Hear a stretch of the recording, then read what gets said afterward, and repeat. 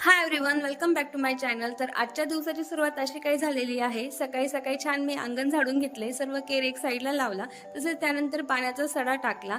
सडा टाकल्यानंतर आता बाकी होतं ते म्हणजे रांगोळी. तर रांगोळी सुद्धा काढून घेतली. तर नेहमी हे जे काम आहे ते आईच करतात, पण आता आई गावाला गेल्याने मी आता हे सर्व काम करत आहे. मग काय, आता सडा रांगोळी झाली, त्यानंतरचं आता देवपूजेचं काम होतं. त्यासाठीच मी आता फुलं घेतले.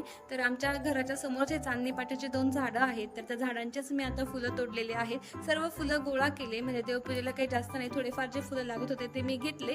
आणि त्यानंतर आमचा चहा वगैरे झाला आणि बाहेर बऱ्याच गायी आल्या होत्या. आणि गायी आल्यावर आषाढीला त्यांना काही ना काही द्यायचंच असतं. मग रात्रीच्या ज्या काही पोळ्या उरल्या होत्या त्याच आम्ही आता ह्या गायींना दिल्या. आणि एवढ्या सगळ्या गायी बघून आषाढीला अतिशय आनंद होत होता. त्यानंतर त्यांच्याकडच्या पोळ्या संपल्यानंतर त्या गायींना त्यांनी बाय बाय सुद्धा केलं. आणि मी सुद्धा आंघोळ करून माझी तयारी करून घेतली. आणि आजचे सर्व जे काम आहे ते माझ्यावर आलेले आहे, कारण की देवपूजा वगैरे सर्व काम आईच करतात. आणि आज आता मी एकटी असल्यामुळे सर्व कामं मला करायचे होते. मग त्यासाठी मी आता देवपूजा करण्याच्या आधी सर्वात आधी तुळशीला पाणी घातलं, तुळशीची पूजा केली.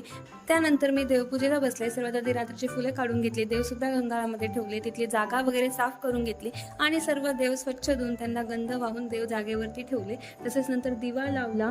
त्यानंतर मी जी फुले तोडली तिथे सर्व फुले देवांना वाहिली, धूप अगरबत्ती लावली आणि आरती सुद्धा केली. आरती झाल्यानंतर देवांना नमस्कार केला. आणि अशा प्रकारे ही काही माझी पूजा दिसत आहे. आणि घरात इतकं छान असं प्रसन्न वातावरण वाटत आहे ना, म्हणजे देवघरातील तो दिवा, तसेच फुले आणि अगरबत्तीचा सुगंध याने अगदीच मन प्रसन्न झालं. तसंच आता मी देवपूजा करत होते, वाशीत गेले होते बाहेर आम्हाला नाश्ता आणायसाठी. तर मस्त नाश्ता हा कचोरीचा आणलेला आहे. आम्ही सर्वांनी हा नाश्ता एन्जॉय केला.